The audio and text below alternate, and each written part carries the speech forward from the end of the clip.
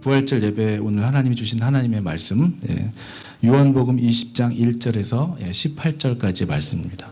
제가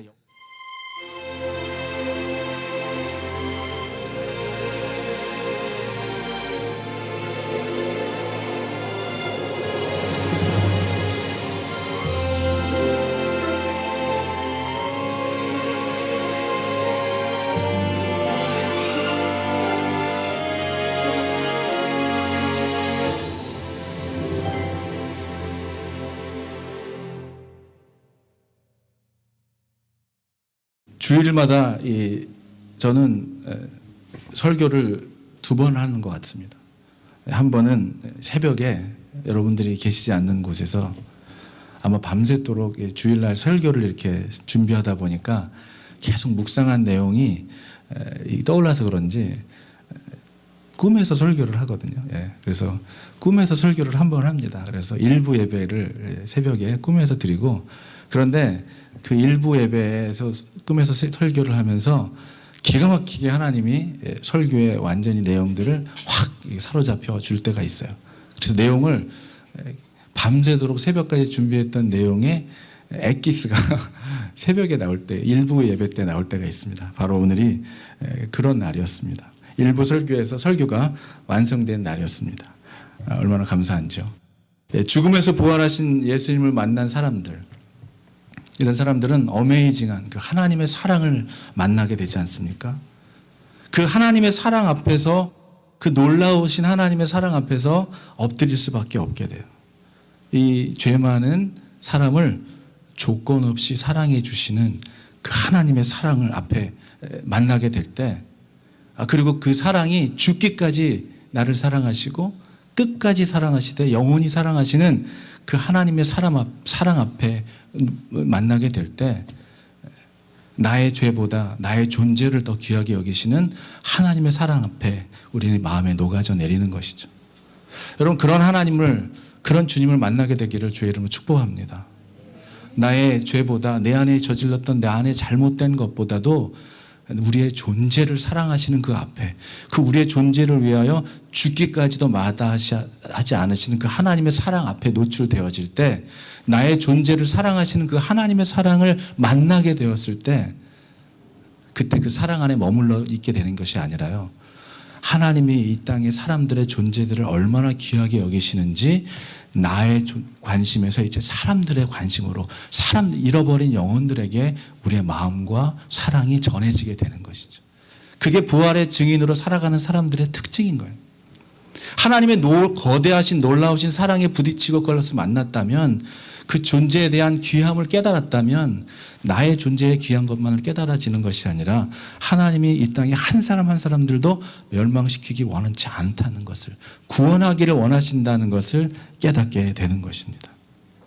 그래서 부활에서, 죽음에서 부활하신 예수님을 만난 사람들은 이 하나님의 놀라우신 사랑을 경험하고 이제 새로운 피조물로 거듭난 자들이 되는 것이죠. 이전에는 내가 없고, 이전에 나의 모습은 아직 남아있지만, 내 얼굴도 그대로고 모든 것이 그대로지만, 내 안에 살아계시는 주님의 능력에 힘입어 살아가는 완전히 새로운 뉴 크리에이션이 되는 거예요. 여러분, 그러한 사람, 우리 안에 정말 부활의 증인으로 살아가는 확신과 증거가 저희와 여러분들의 삶에 있게 되기를 축복합니다. 나의 존재를 귀하게 여기시는 그 주님을 만나면 다른 사람의 존재 역시 귀하게 여기시게 될 수 있는 것이죠.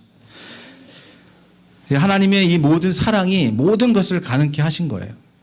그리고 정말 그 십자가를 지어야 하셔야 하는 이유, 하나님이 이 땅에 예수 그리스도를 보내주신 그 이유, 십자가를 질 수밖에 없는 그 이유, 거기서 죽을 수밖에 없는 이유, 그리고 부활하신 이런 모든 내용들이 다 확신이 되고, 이제 정말 어떻게 그런 일들이 가능했는지가 그 하나님을 만난 자들의 마음속에 심겨지게 되는 것입니다.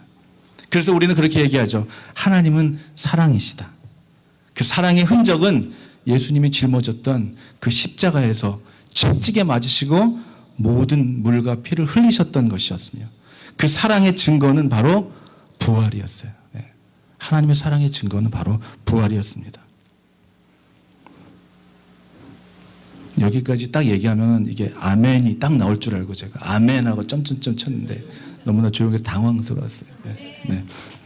예.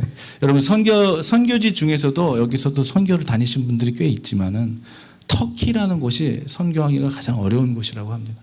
거긴 거의 90% 이상이 이슬람권이기 때문에, 그리고 부모들이 다 이슬람을 믿고 있기, 무슬림들이기 때문에 자녀들에게도 바로 오늘 여기 자녀들에게 정말 살아계신 주님을 만날 수 있도록 믿음으로 인도하신 여러분들 주의 이름으로 축복합니다. 그곳은 다 무슬림이기 때문에 자녀들도 그냥 무슬림을 자동적으로 믿게 되는 거예요. 복음을 전하는 것이 너무나 어려운 지역 나라 중에 하나가 터키라고 합니다. 그곳에서 선교하시는 어떤 선교사님께서 이 부활의 예수님을 전하고 이 복음을 전하고 싶은 마음이 항상 있었는데 전하지 못하고 있다가 어떤 하나님께서 그 정말 인사이트를 주신 거죠. 그래서 정말 이 이슬람권에 있는 사람에게 이렇게 질문했다고 합니다. 내가 여행을 가고 있는데 가다가 내가 길을 잃어버렸어요. 그 길을 잃고 헤매고 있다가 두 사람을 만났는데 한 사람은 살은 사람이고 한 사람은 죽은 사람을 만났다면 내가 누구에게 이 길을 물어봐야 되겠습니까? 죽은 자입니까? 산 자입니까? 라고 물었더니 당연히 산 사람에게 물어봐야죠 라고 얘기했다고 합니다. 그러니까 이때다, 기회는 이때다 라고 생각한 이 선교사님께서, 그러면 당신은 부활하신 살아계신 예수님에게 당신의 인생을 걸고 믿고 맡기고 물어야지 이미 죽어버린 마호메트에게 왜 당신의 인생을 맡기게 되냐고 라고 반문했다는 것이죠. 여러분, 우리는 살아가면서 수많은 종교들이 있지만, 수많은 이 믿는 사람들이 있지만 죽음에서 부활하신 분은 주님밖에 없다는 사실을 여러분 깨닫게 되시길 바랍니다. 돌도 믿고 나무도 믿고 바람도 믿고, 저 파라과이 갔더니요 모든 게 다 신이라 그러더라고요. 다 믿어요. 돌신도 있고 뭐 바람신도 있고 나무신도 있고 다 있대요. 다 죽어있는 것들이죠.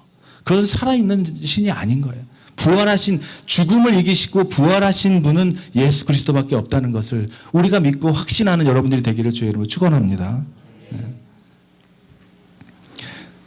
이렇게 부활의 소식은 우리 믿는 자들에게 있어서는 엄청난 사건이죠. 십자가의 부활이 없이는 우리가 기독교를 설명할 길이 없기 때문입니다. 그러니까 복음이라는 것은, 이 굿뉴스라고 하는 것은 어떤 어드바이스며 어떤 좋은 충고가 아니라는 거예요. 이것은 기쁜 소식이라는 거죠. 그리스도인이 되었다는 것은 그래서 저와 여러분의 신분의 변화가 일어났다는 거예요. 우리가 이제 사망에서 생명으로 옮겨졌다는 거예요. 이게 정말 놀라운 사건이죠. 우리는 이제 믿음 안에 살아가면서 우리는 둘 중에 하나입니다. 그리스도 안에 있든지 아니면 그리스도 밖에 있든지. 우리는 역시 죄사함을 받은 죄인이든지 아니면 그냥 죄인이든지, 영원한 생명에 대한 확신을 갖고 살든지 그렇지 않든지. 사랑하는 여러분, 오늘 이 부활절의 기쁜 소식을, 이 소식이 여러분의 살아 역사하시는 소식이 되기를 주의 이름으로 축복합니다. 이 소식을 믿으십니까? 여러분, 부활의 이 소식을 믿으시죠? 믿었으니까 여기 앉아서 예배 드리시는 것이겠죠.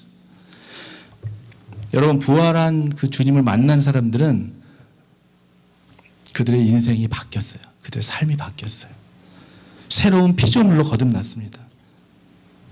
부활을 믿는다면은, 부활의 증인으로 산다는 것은 이 살아계신, 지금도 살아계시는 그 주님을 만난 경험으로 인하여 저와 여러분들의 삶 속에 놀라운 변화가 일어났던 그 확실한 증거들이 있는 자들이겠죠. 오늘 이 수많은 복음서에 나타난 이 제자들의 삶을 보면 부활한 예수님을 만나고 그들의 인생이 바뀌었습니다. 부활의 주님을 만났고 그분과 함께 부활을 살아갔어요. 그러면서 놀라운 일들이 일어났습니다. 부활을 사는 제자들은 만나는 사람들마다 변화가 일어나기 시작한 거죠. 여러분, 지금 우리에게 필요한 것은 부활에 대한 어떤 지식과 이론이 아닌 거예요. 우리에게 필요한 것은 이 어둡고 죄 많은 세상 속에서 빛과 소금의 역할을 감당하면서 부활의 삶을 살아가는 그 삶을, 증인으로 살아가는 그 삶을 살아내는 것입니다. 오늘 누가복음에, 또 복음서 중에 누가복음에 24장에 보면 엠마오로 가던 두 제자가 나옵니다. 여러분, 엠마오로 가던 두 제자들의 이야기를 아실 겁니다. 그들은 열심히 주님을 따랐던 사람들이에요. 맹신자들이었죠. 예수님의 제자들이었습니다.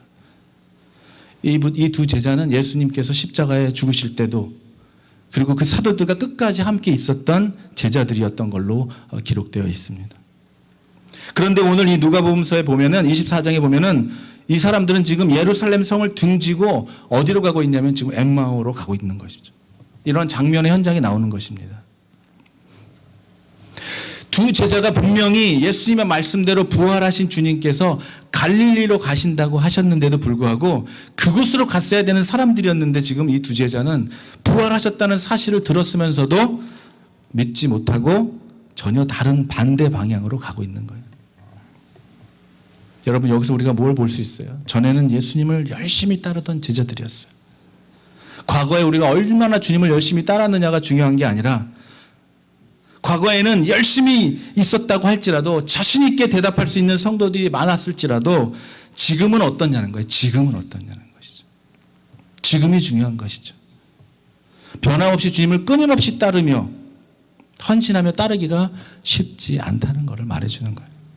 나를 위하여 지신 십자가, 주님을 인생 끝날까지 변함없이 어떠한 상황과 환경의 변화가 있을지라도 세상이 어떠한 말들을 나에게 한다 할지라도 여러분들이 정하신 그 방향을 되돌리지 않는 여러분들이 되기를 주의 이름으로 축복합니다. 네. 그들은 어떠한 마음으로 지금 엠마오로 가고 있었냐면요, 절망했어요. 시리에 빠져 있는 사람들이었습니다. 예수님을 열심히 따르던 제자들이었지만 지금은 절망과 시리에 빠진 사람들이 되었습니다. 왜 그렇습니까? 여러분, 그 이유는 한 가지예요. 예수님께서 부활하셨다는 것을 믿지를 않았어요. 그래서 오늘 누가복음서를 읽어보면은 눈이 가려져서 그인 줄을 알아보지 못했다고 합니다. 그들이 가는 길에 예수님을 만났어요. 그런데 그들의 눈과 마음과 귀가 닫아져서 그를 알아보지 못했다고 하고 있습니다. 부활하신 예수님을 만났으면서도 그는 알아보지 못했어요. 처음에는 알아보지 못했습니다. 그렇게 시간을 같이 보내다가 계속해서 그분과 같이 시간을 같이 보내다가 날이 저물어서 어느 집으로 들어가서 그곳에서 예수님께서 오늘 우리가 할 것처럼 성만찬을 베푸죠. 떡과 피로 성만찬을 베푸면서 그 성만찬 가운데 그들의 눈과 귀가 열렸다 그랬어요.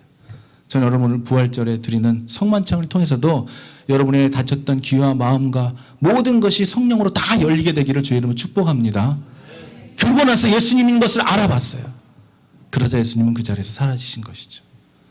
여러분, 예수님을 만난 사람들, 부활하신 예수님을 들었지만 믿지 못했던 이 엠마오로 가던 제자들이 예수님을 실제로 만나고 그분이 예수님인 것을 깨달아 알게 됐을 때 그들의 행동은 뭐였어요? 바로 방향을 틀어서 예루살렘으로 향했어요. 그리고 제자들이 있는 곳으로 갔습니다. 그래서 자기들이 경험했던 것을 말했어요. 여러분, 예수님이 우리에게 나타나 주시고 만나 주시고 부활하신 주님을 만났다면요, 우리의 삶 속에서 반드시 나타나는 것은 뭐냐면 그분을 전하는 거예요. 전하고 싶어서 가만히 있을 수가 없습니다. 저는 항상 이 구절을 생각하면은 인상 깊게 떠오르는 한 명의 음악하던 후배가 떠올라요. 보이차를 먹고 간경화에서 살아난 그 친구는 저에게 보이차를 전도하는데 정말 입이 마르도록 전도하더라고요. 그래서 저는 생각했습니다. 그래, 경험을 해야 돼. 이렇게 주님을 만나서 경험을 해야 돼. 그는요, 저는 그 친구한테 예수님 믿으려고 전도하려고 계속 얘기하는 걸 들어줬는데 그 친구는 저한테 보이차 전도를 하더라고요. 그래서 제가 다른 말을 못 하겠더라고요. 완전히 눈에, 그 친구는 맨날 눈이 이렇게 좀 처진 친구였는데요, 눈에 불이 들어왔어요. 보이차를 먹고 났거든요. 예수님을 믿고 났어야 되는데 보이차를 먹고 나가지고. 여러분, 우리가 삶 속에서 이러한 어떠한 삶 속에서 무언가 극적인 경험, 물론 뭐 그렇게 하지 않고 믿음으로, 말씀으로 믿는 사람들도 있지만 예수님을 정말 경험했다면요, 그것을 이 보이차를 먹고 난 사람도 이렇게 전하는데 우리가 정말로 진짜를 믿고 진짜를 알고 경험했다면 전하지 않고 있는 우리의 모습은 뭔가 이상한 거예요. 이 두 사람은 이제 예수님의 부활의 증인으로서 조금도 부족함이 없는 삶을 살았을 것입니다. 이들은 다시 제자들을 11명 있는 제자들에게 찾아갔고요. 거기서 예수님을 또 한 번 만납니다.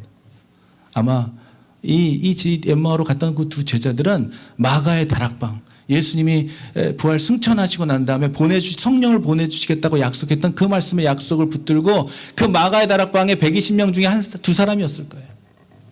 거기에도 있었을 것입니다. 그리고 그가 가는 곳마다 놀라운 그 복음의 소식을 전하는 전도자의 사명을 감당했을 거예요. 여러분, 그가 돌아갔던 그 예루살렘 성은 그들에게는 정말 돌아가기에는 무시무시한 지역이었죠. 그냥 예수 믿는 사람들을 잡아다가 다 지금 어떠한 상황과 환경이 처할지 모르는 불안한 동네로 그냥 들어가게 되는 거예요. 여러분, 예수를 믿고 부활하신 주님을 만나면 담대해지는 거예요. 이렇게 담대해지는 것입니다. 두려움은 없어지는 거예요. 담대한 믿음으로 나갈 수 있는 것입니다. 그래서 히브리서 11장의 믿음의 용사들의 내용을 보면은 더 많은, 더 좋은 부활을 얻고자 심한 고문까지도 받는 것을 두려워하지 않았다고 얘기하고 있습니다. 더 좋은 부활을 얻기 위해서 사도 베드로나 바울이 왜 그렇게 담대했냐면 그 부활 신앙 때문이에요. 다시 부활하신 예수님 때문이었습니다. 여러분, 저와 여러분들의 어떠한 삶 속에서 여러분을 두렵게 하고 어렵게 하고 낙심케 하고 힘들게 할지라도 이 죽음을 이기시고 사망 권세를 이기신 예수님의 부활에 여러분들에게 담대함을 주게 되기를 주의 이름으로 축복합니다. 네. 우리에게 그런 증인의 삶은 무엇이에요? 누가 증인이 될 수 있습니까, 여러분? 이런 질문을 누가 던진다면 부활의 주님을 만난 자라야 전할 수 있다고 저는 말하고 싶어요. 네. 오늘 본문에서 영의 눈을 떠서 부활의 주님을 알아본 이 마리아가 나옵니다. 그리고 그 마리아에게 사명을 주셨어요. 17절입니다. 한번 같이 17절 볼까요? 너는 내 형제들에게 가서 이르되 내가 내 아버지 곧 너희 아버지 내 하나님 곧 너희 하나님께로 올라간다 하라. 예수님의 승천을 알리는 말씀인데요. 승천을 이렇게 말하기 위해서는 먼저 십자가에서 죽었던 주님께서 부활하셨다는 것을 전해야 한다는 것이죠. 그는 예수님의 죽으신 모습을 보시고 슬퍼하고 울고 있었다고 했습니다. 왜 슬퍼하고 왜 우느냐? 주님이 말씀해 주시죠. 내가 죽지 않았다고. 내가 부활했다는 것을 제자들에게 나타냈지만 그들은 두려워했어요. 나타난 주님을 두려워했습니다. 그런데 주님은 제자들에게 나타나셔서 내 손과 내 상처난 모든 부분들을 만져보라 하시고 난 영이 아니고 지금 육신으로 다시 부활한 그리고 어떻게까지 하셨어요? 먹기까지 하셨어요. 시장하시다고 하시면서 제자들이 먹기까지 하셨습니다. 예수님이 제자들을 찾아오셔서 부활하신 그동안 그렇게 천국 복음을 말씀했던 거 믿지 못했던 알지 못했던 깨닫지 못했던 것들을 나타나셔서 부활하셔서 그들에게 다시 말씀해 주시는 것이죠. 여러분, 고린도전서 15장 4절에서 6절을 보니까요, 예수님이 부활하신 것을 목격한 증인만 500명이 넘었다고 고린도전서에 나와 있더라고요. 한번 같이 읽어보겠습니다. 시작. 장사 지낸 바 보냈다가 성경대로 사흘 만에 다시 살아나사 게바에게 보이시고 후에 12 제자에게와 그의 500여 형제에게 일시에 보여주셨나니 그 중에 지금까지 대다수는 살아있고 어떤 사람은 잠들었으며. 여러분, 예수님이 부활하신 사건은 구전으로 정해진 게 아니고요, 입에서 입으로 전해진 게 아니라요, 그때 모든 사람들이 500명이 넘는 사람들이 예수님의 부활을 봤다고 얘기하고 있어요. 여러분, 우리가 지금까지 지내온 모든 우리나라에 미국에 일어나는 어떤 역사적인 사건들의 현장 속에 여러분이 있었는데 어떤 사람이 책을 써서 전혀 사실에 맞지 않는 내용을 쓴다면 마치 우리나라의 이 광주 사태를 아직도 이 잘못 기록한 내용대로 그런 전 대통령이 쓰신다면, 거짓말을 쓰신다면 그 현장에 있던 사람들이 그것을 보고 그 책의 발간을 전혀 허락하지 않았을 거예요. 여러분, 왜 우리 성경이 지금까지 계속 이어오면서 예수님의 부활에 대하여 본 자와 들은 자와 만난 자들의 이야기가 썼음에도 불구하고 지금까지 전해질 수 있었던 것은 이것이 사실이기 때문이에요. 이것이 사실이기 때문입니다.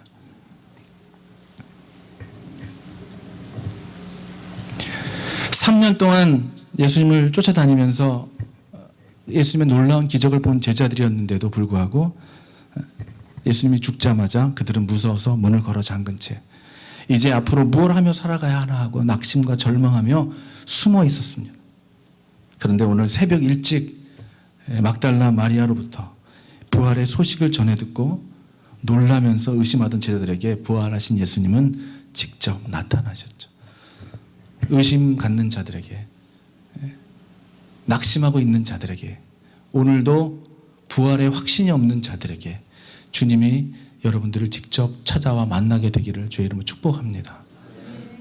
주님을 만난 자들은 삶이 달라지는 거예요. 이때 제자들은 부활을 확신하게 되었습니다. 여러분, 그래서 100번 말해봐야 소용이 없는 것이에요. 그동안 그렇게 말해주고 기적도 보여주고 죽은 자를 살리기까지 했는데도 그들은 예수님이 했던 말들을 생각조차 하지 못했어요. 기억조차 하지 못했어요. 오늘 직접 나타나신 예수님, 그들은 이제 부활을 확신하게 되었습니다. 절망이 희망으로 바뀌고 슬픔이 기쁨으로 바뀌는 현장이에요. 오순절 성령님이 마실 때 제자들은 모두 성령 충만함을 받고 그들이 가는 곳마다 예수님의 부활과 하나님의 아들 되심을 선포하기 시작했습니다. 그 과정에서 제자들은 다 모두 순교를 당했죠. 여러분, 그렇게 고백할 수 있어요. 나는 주님을 전하다가 이 한 목숨 이제 주님을 전하다가 죽고 싶습니다. 이렇게 전하고 이렇게 살고 한다면 정말 그렇게 죽을 것 같아요. 예. 죽을 수 있을 것 같아요. 이상하게 하나님을 전하고 신실하게 주님을 전하던 자들은 금방 하나님이 데려가시더라고요. 더 오래 사용하시지 않으시고. 저도 이렇게 살다가 오래 살게 되면 그 이유는 아직도 할 일이 남아있기 때문에. 여러분, 제가 그 데이케어 센터 가면서 항상 우리 70, 80 넘은 어머니들에게 전하는 메시지는 그거예요. 지금 호흡이 있다면, 지금 살아있다면 우리가 할 일이 있다는 거라는 것이죠. 나는 힘이 없어서, 나는 약해서, 나는 병들어서가 아닌 거예요. 호흡이 있는 한 할 수 있는 게 있는 거예요. 그 일을 하지 않는다면 우리가 무엇으로 다 이뤘다 하고 주님 내 영혼을 받아주시옵소서 하고 어떻게 주님 앞에 갈 수 있겠습니까? 여러분, 우리가 아직 생명이 있고 살아있다면 여러분은 아직 주님이 여러분을 통하여 하실 일이 있다는 것을 믿으시기를 바랍니다. 네. 부활은 2000년 전에 일어난 사건이지만 지금도 여전히 일어나고 있는 현재 진행형입니다. 왜냐하면 그 주님이 살아계시는 주님이시기 때문이에요. 여러분, 오늘도 그 주님을 의지하고 신뢰하고 그분께 기도함으로 나아가시는 여러분들 되기를 축복합니다. 네. 여러분, 사도행전 1장부터 3절 그리고 그 내용을 쭉 보면 부활하신 주님께서 잠시 하루 이틀을 방문한 게 아니었어요. 하루도 아니고 이틀도 아니고 3일도 아닌 40일 동안 계속 방문하면서 평안이 너에게 있을지어다. Peace be with you. Peace be with you.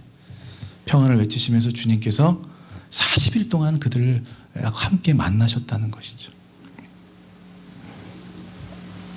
사랑하는 여러분, 기억하십시오. 교회는 부활절을 기념만 하는 곳이 아니라 부활을 살아가는 사람들의 공동체입니다. 네. 부활의 증인으로 살아간다는 것. 오늘 마지막으로 부활의 그럼 증인으로 살아간다는 삶이 무엇을 의미하는 것일까요? 하나님 우리에게 맡기신 사명을 감당하며 살아간다는 것입니다. 오늘 부활의 주님을 만나고 그 증거를 갖고 있는 사람들의 인생의 특징이 있었는데요. 그것은 하나님이 만난 사람들, 하나님을 경험한 사람들에게 하나님을 전하라고 하는 사명을 주셨다는 거예요. 여러분, 한 번쯤은 들어봤을 수 있는 고구마 전도왕, 지금 목사님이 되신 김기동 목사님, 그분의 그 전도의 내용을 보면 항상 젓가락을 하나 갖고 다니면서 이게 익은 고구마인지 안 익은 고구마인지 찔러본대요. 예수님 믿으시냐고. 안 믿는다 그러는데 이제 조금 완전히 생짜 고구마는 화를 낸다고요. 화를 내는 사람들은 생짜 고구마, 예수 믿으라고 하는데 막 화를 내는 사람들은 생짜 고구마, 그들은 더 찌른다고 합니다. 안 익었으니까. 그리고 다음에 와서 또 찌르고. 그런데 이렇게 찔러보다가 전혀 막 복음이 안 들어가는 사람에게 저리 가라고, 막 소금을 뿌리는 사람에게, 쫓아내는 사람에게 뒤돌아서서 딱 한마디 던지고 간다고 합니다. 그래도 믿으셔야 합니다. 너무 좋습니다. 여러분, 그래도 믿으셔야 됩니다. 너무 좋습니다. 이거는요, 부활의 주님을 만난 자만이 고백할 수 있는 내용인 것 같아요. 정말 엑기스의 내용이에요. 어떻게 너무 좋다는 얘기를 할 수 있겠습니까? 너무 좋으니까 좋다고 말하는 거잖아요. 여러분, 복음은 경험하고 부활의 예수님을 만난 자들은 주님이 우리에게 말씀해, 오늘 막달라 마리아에게 말한 것처럼 가서 전하라고 얘기하는 거예요. 전하라고 얘기하는 것입니다. 주님이 부활하셨어. He is risen indeed. 그러면서 우리가 찬양하고 부활절 예배드리며 기뻐할 것이 아니라 우리 안에 이런 기쁨이 있다는 것을 주님이 살아계신 죽음을 이기신 분, 죽음은 두려워할 일이 아니다.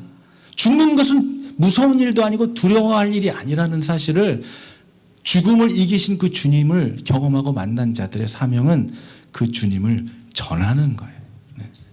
저와 여러분들이 그런 사명을 감당하게 되기를 주의 이름으로 축복합니다. 네. 부활의 증인으로 살아가는 자들은 더 이상 죽음을 두려워할 필요가 없는 것이죠. 주님은 부활하셨습니다. 그리고 죽음을 이기셨습니다. 사망 권세를 승리하셨어요. 저와 여러분들에게 그런 맡겨진 인생은 하나님께 가는 그날까지 우리에게 맡겨진 인생은 날마다 그 주님, 살아계신 주님과 동행하며 그분과 함께 나누며 기도하며 내 마음을 토설하며 그분께 때로는 울고 그분께 때로는 웃고 그분과 때로는 함께 손잡고 동행하며 가는 건 만나는 모든 사람들 속에서 그분들 속에서 일하실 놀라운 하나님의 일들을 선포하며 기도하고 중보하며 웃는 자들과 함께 울고 웃는 자들과 함께 웃어주며 넘어진 자들의 손을 잡아주며 일으키며 또 나와 함께 걷자. 여러분, 내가 갈 길이 없는데 누구에게 손잡고 가자 그러겠어요? 저와 여러분들은 갈 길이 있어요. 그 살아계신 부활하신 주님, 그 주님이 우리에게 맡겨주신 삶이 있다면 그 길을 오늘도 담대히 걸어가는 거예요. 두려워할 것이 없는 그 진흙탕 길이더라도 가시 덤풀 길이더라도 주님이 함께 가신다면 그 길은 영광의 길이고 승리의 길인 것을 믿으시기 바랍니다. 여러분, 그 길은 여러분에게 주어진 찬스예요. 우리는 수많은 일들을 경험하며 우리에게 축구에서는 노마크 찬스라는 게 있죠. 정말 이제 그냥 공만 딱 갖다 놓으면 그냥 골이 되는 그런 찬스가 우리에게 오는데 우리는 날마다 그 오는 찬스를 얼마나 헛발질로 날려버릴 때가 얼마나 많아요.